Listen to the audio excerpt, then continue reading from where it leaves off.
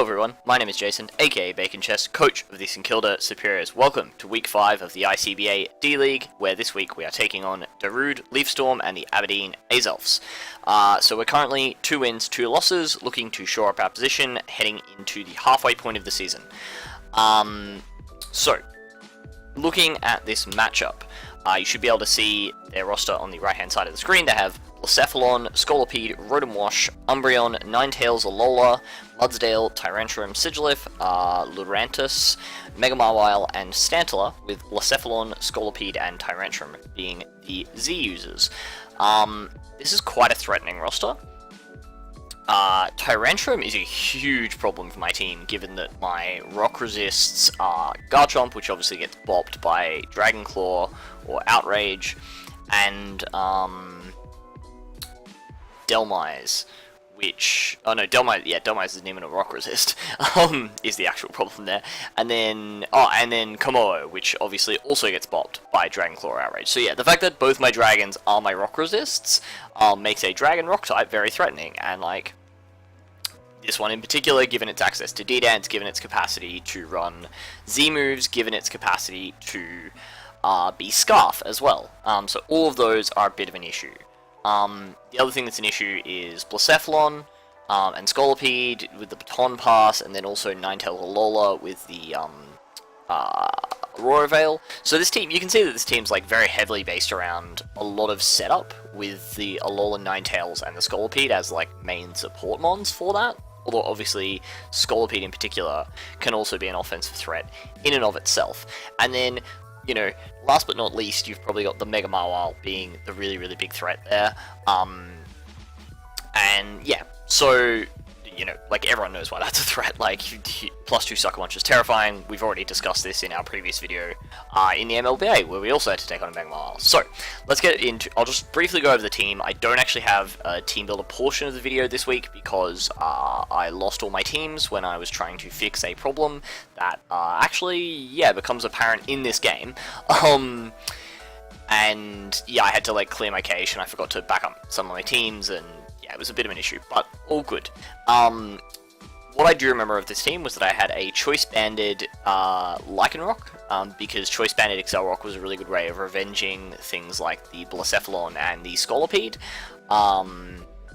as well as obviously doing a number on Ninetales Alola. We have the Stone Edge so that we can just straight out KO those things if we're not worried about them outspeeding us. We have the Stomping Tantrum to hit the Mega Mawile, and I don't know what our 4th move was. It might have been... yeah, I'm not actually sure, to be honest. We then have a Focus Sash Komodo, which is our dedicated lead, with Stealth Rocks, and then 3 attacks with Clanging Scales, I believe Flamethrower, and Focus Blast. This set was our dedicated lead. I didn't think that even if Ninetales came, that it would be the lead option, just because I have Lycanroc and Heatran, which are both Stealth Rock options, and both match up incredibly well against a Ninetales. So I just really wasn't expecting it to be the lead, so against anything else, Komodo was pretty solid. We had a bulky Swords Dance Chomp with Dual Stab and Toxic. This thing was there to basically like wear down my opponent's team, punch holes against, and basically I just didn't want it to be able to let things like Umbreon and the Rotom kind of stall us out too much. And it was also a really good switch in for the Scolipede. Scolipede just doesn't really have a way of breaking a physically defensive Garchomp. So that was pretty solid. We had an Assault Vest Delmise. Oh no, sorry, no. No, I remember the Delmise set now. The Delmise set is not Assault Vest. The Delmise set is a Choice Specs Delmise. The reason for this was that if Tyrantrum got to +1, it just killed my team. And Anchor Shot, I don't believe KO'd because Tyrantrum has such good... Yeah, given that I can't run offensive investment because I needed to run enough to tank a +1 head smash, Anchor Shot wasn't KOing because of the fact that I had no offensive investment, and because Tyrantrum has really good physical defense. So I decided to run Choice Spec Slash Cannon with a lot of physical bulk, because that was my only way of actually checking that Tyrantrum. It also just didn't have the worst matchup generally. Like, Specs Giga Drain could do a lot to the Rotom, which I did expect to be more physically defensive. It also has Earthquake to hit the Mawile, even though we would be locked into that. That's not too bad, because as you can see, like, aside from Rotom, my opponent doesn't have the best Earthquake switch in, so that's alright. And then I believe we probably had Shadow Ball as our fourth move, but I'm not, yeah, like, potentially, to catch a Blacephalon trying to switch into me for whatever reason. We then have a Life Orb Tornadus with Hurricane Heatwave, probably Tailwind, and a very, very physically defensive Heatran to take on Mega Mawile, with, I believe, a Chople Berry, although it may have been a Sugar Berry. One of the two. Not 100% sure. But I think I had Chople Berry on that set because it allowed me to tank a Focus Punch from the Mega Mawile, which would allow me to break a Sub Punch set down, or even just like a Brick Break. And I think we could actually tank 2 Brick Breaks with our set, although I'm not 100% sure. Or maybe like a +2 Brick Break with the Chople Berry, something along those lines. And yeah, so let's get into the game. So I lead off with my Como, as I was saying. As he leads off with the Rotom, I think, cool, this is, free rocks for me. As he goes for the Will-O-Wisp, which I did kind of expect because I have been running physical, so that was pretty good. That's a pretty good start. Like, obviously we lose our Sash now, but like, that's fine. I haven't lost any offensive pressure with this thing, so I'm able to click Clanging Scales, do 56%. That's great. This Rotom is very bulky, but is going to get 2-hit KO'd by this. As he defogs away my rocks and gets a little bit of leftovers chip, but leftovers recovery, I should say. But yeah, he should fear the next Clanging Scales, or the Focus Blast, both of which will knock him out here. So anticipating him to switch out, I do actually go for the rocks again. And, oh yeah, you can also see in the chat on the side here that Clanging Scales is meant to drop defense. This seems to be potentially a bug with Battle Area, which was where we were playing on, or potentially a Showdown bug. I'm not 100% sure, but yeah, not sure what was happening there. Didn't make any difference in this battle, but yeah, could have potentially been a bit of a problem. But anyway, you can see that he does click Defog a second time, and remove the rocks again. So this time I do decide, alright, well, I need to click Clanging Scales this turn if I want to knock him out with it, because it only does around 56, and I don't want to take unnecessary damage. So I decide to go for Focus Blast instead, because knowing that he would know that, I kind of expected him to go out into Mega Mawile, and this covered him going out into Mega Mawile, because Mega Mawile is going to take a ton from Focus Blast, or him staying in with Rotom, because Rotom would die to the Focus Blast. So yeah, I just decided to click Focus Blast, and this should do an absolute ton to this Mega Mawile, but it goes off to the left and vanishes into the distance, so that's a bit unfortunate.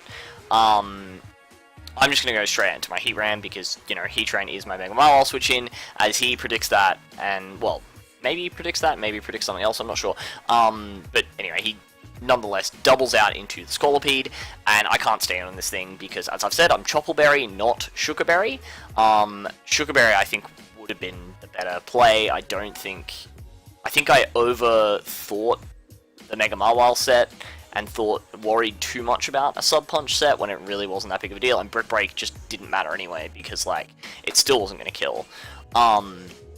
So yeah, I'm forced out here as I go into Garchomp. As he goes for the Protect, that's fine, he's just scouting out and making sure he definitely outspeeds my Heatran, because he doesn't actually know what my Heatran set is. I could have been Scarf. As he Baton passes out into the Rotom, as I just go for the Dragon Claw, because I kind of expected that. I can live a HP Ice, given that he is bulk invested. Although, no, so what actually happened there, and this is what I mean by I lost a bunch of my teams, was the damage calc on Showdown was doing this thing where I would change Mons, and it would calc with the stats of the previous Mon, not the custom set of the new Mon that I was actually attacking with. And so I look at that damage, and I think that that tells me that this Rotom has no physical defense. Spoilers, that Rotom has a lot of physical defense. This is, relevant Didn't actually change the result of the game at all, but yeah, was a bit unfortunate.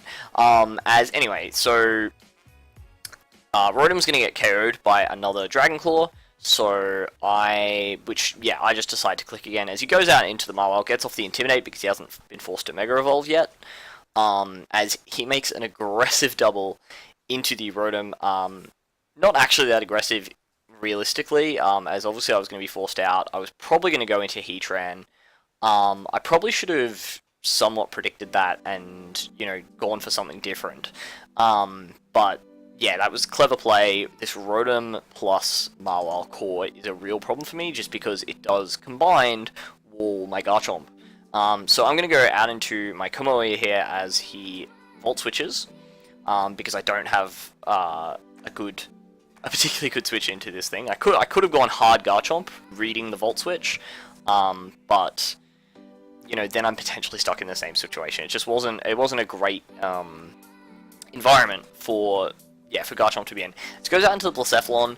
I didn't fear anything from this. I just thought, oh yeah, this thing can't kill me. Didn't bother to calc the Z Mind Blown, which was a mistake, because as you can see, Z Mind Blown just absolutely annihilates Komoe. If I had thought about that, I would have gone hard Heatran, because Heatran tanks a Shadow Ball very, very easily with the amount of bulk I have, and whilst obviously having its health would have been important for Mawile, I wasn't expecting him to click Shadow Ball, right? Because Komoe, in this matchup is always going to be bulletproof, and that would mean that I take nothing from Shadow Ball. I would just be able to potentially KO him, potentially set up, potentially get my rocks up, whatever. And so, yeah, I really should have thought about that. At best he was maybe going to click HP Ice to try and catch Komoe or Garchomp. And, HP Ice does a pretty good matchup against the squad that I bought, given I've also got Tornadus and Delmize being weak to it. So yeah, that's a bit crap. But it does confirm for us that Lycanroc's going to outspeed, so I'm just going to click the Stomping Tantrum, because that would KO the Blacephalon and would also do a lot of damage to the Mega Mawile if you did decide to be a bit more aggressive with the switch there. As he brings out the Umbreon, which, yeah, he's obviously going to tank that. We bring out Garchomp and just click Dragon Claw as he goes for a foul play. That's actually really useful because now he's taken Rough Skin and Rocky Helmet damage. That's the item I had on Garchomp, I couldn't remember for a second. But yeah, between the Dragon Claw, the Rough Skin, and the Rocky Helmet, I'm now forcing him to kind of stay in, he's not necessarily as able to wish himself. As I click Toxic there as I miss, which is a little annoying because obviously we don't get the Toxic as quickly. We then kind of make up for that by getting a crit with Dragon Claw, as he does reveal the Heal Bell, kind of expecting me to Toxic again. But the thing is, I'm happy to engage in that game, because if he's clicking Heal Bell, I can click SD while he does that. So he clicks Wish again, and here I'm kind of expecting him to stay in and click the Heal Bell or click the Protect. No, I don't think he has Protect, but yeah, click the Heal Bell. So that allows me to get up an SD, and now I'm able to potentially break through this thing, because now, since I lost my Komoe so unnecessarily, I don't actually have a good way of breaking through Umbreon. I click the Dragon Claw as he just goes hard Mega Mawile. I should have clicked Earthquake there. There was no real reason not to. He wasn't going to risk the Rotom. I don't think. I did kind of, yeah, this is the thing, is I kind of expected him to sack the Rotom, but yeah, no, actually, no. That was actually just an unnecessarily risky play. I think during the game, I felt like a lot of these plays were unnecessarily risky from my opponent, but in this case, I do stand by the fact that I think that's an unnecessarily risky play, given Earthquake does more to the Umbreon. Plus 2 Earthquake would have done a huge amount of damage, and obviously would have, plus 1 Earthquake would have knocked out the Mega Mawile. I guess he thought he needed to Rotom around to tank those Earthquakes, but yeah, I guess I probably should have just clicked Earthquake because it was freer than Dragon Claw was, given that Rotom without a speed boost probably isn't gonna outspeed me. So yeah, this is again me thinking this is more an offensive Rotom, or at least a fast Rotom, and potentially being worried about it outspeeding me. No, because even then it probably wouldn't have. No, so that was, yeah, should have just clicked Earthquake. My bad. As, yeah, we're forced to once again go out into Heatran as he once again doubles out into the Rotom, because that's just an incredibly safe play for my opponent. So I really should have made some more aggressive plays here, but we're forced to go out into Dhelmise as he clicks the Volt Switch, and yeah, I'm going to speed this up a little bit, to be honest, because this game, like, there's a lot of this kind of switching around. As I'm going to sack my Garchomp here, because that at least lets me get good damage off onto the Mega Mawile, definitely putting it in range of things like Flamethrower from my Heatran, so that's good. No matter what his set was. So we're able to finally Toxic the Umbreon, and this is actually an even better time to Toxic it. Oh, sorry, we're able to Toxic it again, I should say. And we don't get synchronized because we're a Heatran, so that's good. As he wishes out into the Rotom, we didn't have a way of killing the Rotom with Heatran, so I was forced to go out into Dhelmise. I click Earthquake knowing he was going to Volt Switch there, and hoping he would go out into like Blacephalon or Mega Mawile or Tyrantrum. Goes out into Scolipede, that's still good damage. He Dry Baton passes on my switch into Lycanroc, and this is where my miscalcing, or like, you know, Showdown's miscalcing, but also my misreading of the calcs, means I think this is a chance to kill, because if this is an offensive Rotom, Choice Banded Stone Edge has as I believe, a reasonable chance to kill. Doesn't matter because we miss, because this is what's happening to us in this game. As, yeah, I'm just going to click it again. As you can see, we do 33, so we would have actually done around 66. So yeah, this is definitely a very bulky Rotom. As, yeah, clicks the Volt Switch, goes out into the Mega Mawile, knowing that I'm Choice Banded. As, yeah, I'm again forced to go into the Heatran, as yes, we can see he does have the Brick Break, and you can see that I would have lived that regardless, and I outspeed him regardless, so there wasn't really a huge amount of point having the Chocolate Berry. It does mean I have a bit more HP on my Heatran now, but I don't think that was a huge deal. We do manage to Toxic the Rotom with Heatran, because that is our one way of hitting it, as I just have to stay in here, because I don't expect him to click Hydro Pump, because Hydro Pump is less free against me than Volt Switch is, because I've shown Dhelmise as a switch-in. So I just click the Earth Power, which does allow us to catch the Tyrantrum. I don't know if that crit mattered, but I don't really care at this point. I've had a few things go against me, and we are just, like, getting outplayed massively, so I was happy to at least get one prediction right. Brings out the Scolipede, as I'm forced to switch into my Lycanroc and sack that thing off. As now, basically my play is go Tornadus. He protects, presumably in case I'm Scarf, or just, you know, to generally have +2 and be able to outspeed everything. As I click the Heat Wave, worried about him Baton Passing into the Mega Mawile, but instead he Baton Passes into the Rotom, which is also pretty clever, because now, yeah, he gets to rinse-repeat this Volt Switch cycle that's been a real problem for me this whole game.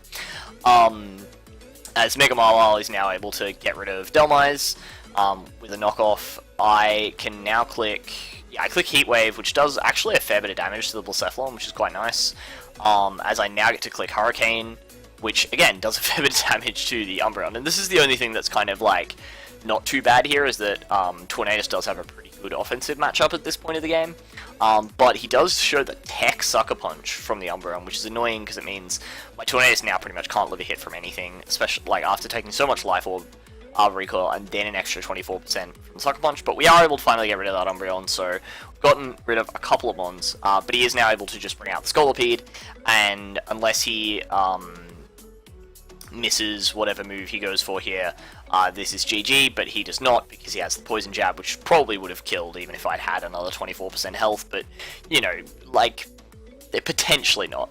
But anyway, so that's a GG to Darude, Leaf Storm, and the Aberdeen Azelfs, a 4-0 loss for the Superiors.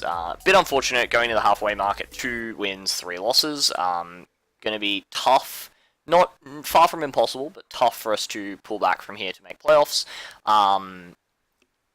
But yeah, we just got, like, thoroughly outplayed here, and I think my prep wasn't great. I think Garchomp, I just didn't think about how hard it would be to predict around Rotom plus Mega Mawile with the Garchomp, particularly with how easily he was able to Volt Switch and Baton Pass on my team, generally with things like Umbreon and Scolipede. So, yeah, something we can potentially work on in the future. I feel like I could beat this team if I had a rematch against it, so that is alright. Like, I feel like I have some ideas as to how we could mitigate this, but for now, we're just going to have to try and focus on coming back and, you know, not worry about rematches, because what we actually need to worry about is trying to make playoffs. So, yeah, that's about it from me, so until next time, peace.